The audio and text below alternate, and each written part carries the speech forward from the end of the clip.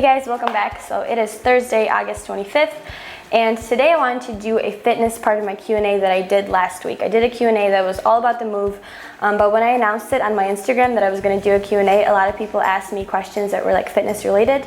I didn't really want to combine those two together because then the Q&A would have been way too long. That video was already like really long, so I decided that today I would answer all the fitness questions that I got asked. And then last week was a moving Q&A, so I'll link that down below in case you missed it. And also, before I start off this video, I just really want to apologize for the noise that you might be able to hear. They're building another complex, like apartment complex, right outside of our building, and then they're also replacing our washer and dryer like outside the hallway right now. I can hear them drilling and vacuuming and whatever else they're doing, so sorry if you can hear that. I'm wearing Omer's like little mic, hopefully it like doesn't pick up the outside noises.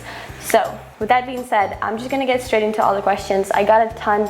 I don't know if I'll be able to answer all of them because then the video might be super long, but I'll try to get to as many as I can. So question number one, what percentage of body fat do you have to be as a female to start a bulk? In my opinion, this is going to vary based on the individual, but if you're at a healthy range, if you're at a healthy body fat percentage, then I think that you have no problem in starting a bulk. Next question, what is your current split? Do you think one is superior over another? Have you had better results with one over another? Currently, my split is Mondays legs, which is like hamstring and glute focus day. Tuesdays arms, biceps and triceps. Wednesday is like my abs and mobility and cardio day, so I'll spend a lot of day like rolling out and stretching, pretty much just working on my mobility. And then Thursday is another leg day, it's more quad and glute focus day. And then Friday is shoulders, and Saturday is another arms day, and then Sunday is rest day. So that's my split as of right now. One thing that I did notice, and this is me personally, when I used to do 3 leg days a week instead of 2 leg days a week, I didn't recover as well. So I would always be sore, tired, like I just did not have enough recovery time. So instead of doing 3 leg days a week, I'm now doing 2 leg days a week, and I actually feel like it's better for me because I can give legs my all, like I can put a lot of energy into it. And then I have a lot of rest in between the leg days because legs are my favorite group to train. That's why I wanted to train them 3 times a week before, but it just wasn't efficient enough, like I wasn't recovering well. So that's what I have to say about the split.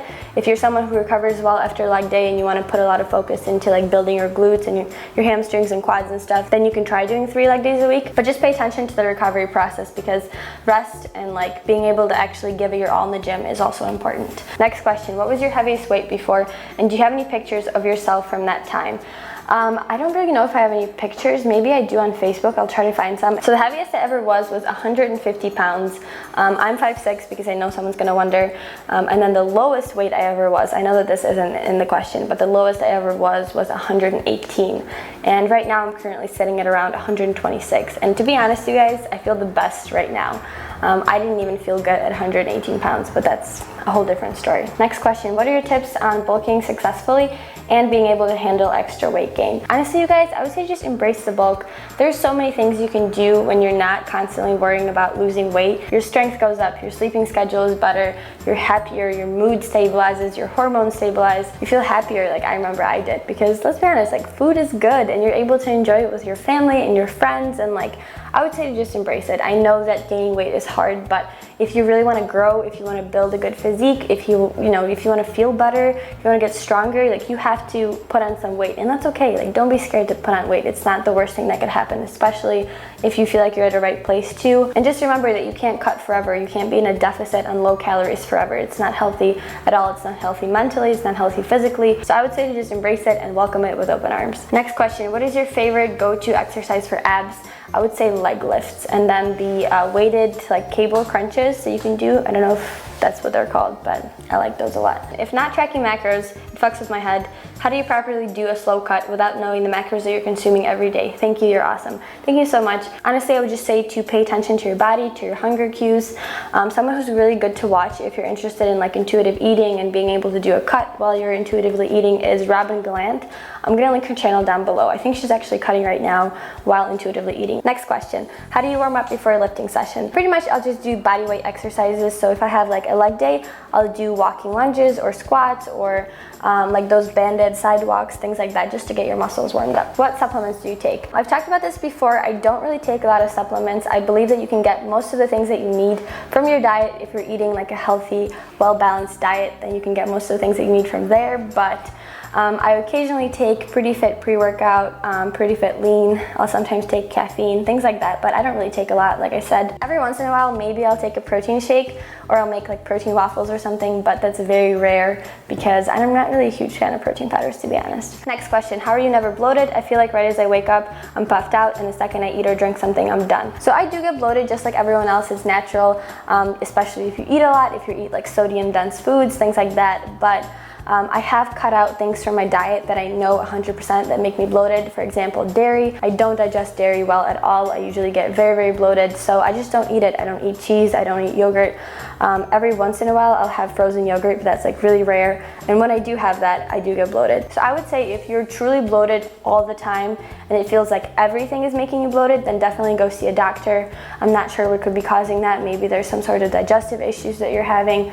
Maybe you need to get like allergy tests done, things like that, to see like what foods upset your stomach. Next, are you still intermittent fasting? And honestly, yes, I do. I wouldn't say that I like think about it or like plan out my day to intermittent fast, but typically I'm just not hungry right as I wake up, so I'll have a lot of water and then I'll go on about my day. I'll wait about 2 to 3 hours and then I'll have my first meal. But I don't like plan it out. Like I don't tell myself, okay, tomorrow I'm gonna eat at 12 p.m. or 1 p.m.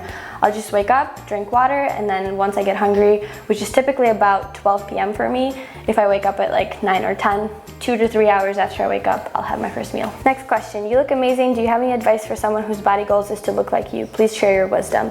Thank you so much. So I would say that when you're looking at someone and you think, okay, I want to look exactly like this person, just remember that a lot of that person's physique comes from genetics. People always ask me how to get like the lines on the side of your stomach, which is your obliques, and unfortunately there's no exercise or even way to like get it, because that is just genetics. Like that's just how my body is. Plus, I don't hold a lot of my fat in my stomach. Most of it is in my arms and my legs, and that's just like how your body distributes fat. Everyone is different like that. You can't really get someone's specific body type. But what I can say is, one, make sure that you're lifting heavy. 2, don't be scared to put on weight.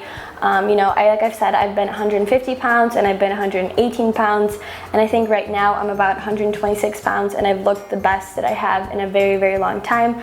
And that just comes from heavy lifting, proper nutrition. It's taking me about 3 years to get the physique that I have right now, so make sure that you're patient. Results take time. It's not gonna happen overnight, but you can definitely get there. Next question, how often do you take rest days a week, and are the rest days helpful?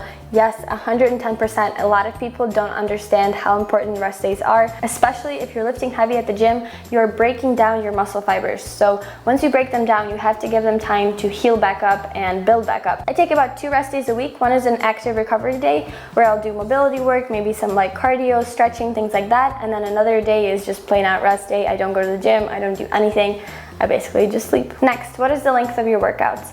I would say I take about an hour to an hour and a half at the gym. I don't typically stay longer than that, simply because I don't think that it's necessary to spend like 2 to 3 hours at the gym. You're gonna get burned out quickly like that. Next, where is your favorite place to shop for clothes? Workout and non-workout clothes. So workout clothes, I would say Lululemon, Gymshark, every once in a while Forever 21, but I don't really like Forever 21 leggings because they're super like see-through. But those are like my top 3 favorites. And then non-workout clothes, I don't really know. I don't really own much. I would say like H&M, Forever 21, that's about it. All right, sorry about that, guys. My camera just randomly stopped recording. I don't even know why, but I'm gonna answer one more question for this Q&A, and then I think I'm just gonna end it here because it's probably very, very long already. But this next question was, when reverse dieting, how do you know when it's okay to increase your calories? My weight has been plateaued for a while, and I'm wondering if it's best to increase calories or stay at these maintenance calories. So I would say if you are reverse dieting, to definitely increase your calories as time goes by, especially if your weight is already plateaued out. The whole like idea and goal behind reverse dieting is to get your calories as high as possible, and if your weight stayed the same, then you should definitely raise them even more. Especially if the goal of your reverse diet is to go into a bulk, then you want your weight to kind of go up gradually to make sure that you are gaining muscle. So that's going to conclude this Q&A. I know that this was probably very long. I have like a ton of footage, I can already tell. I'm gonna have to like edit some of it out. I know that I didn't get to every single question, and I'm sorry about that. I'll definitely keep doing more Q&As in the future, I promise. And I just want to thank you guys so much for watching. If you enjoyed this video, please give it a thumbs up. Subscribe if you haven't done so already, and I will see you all in my next one. Bye.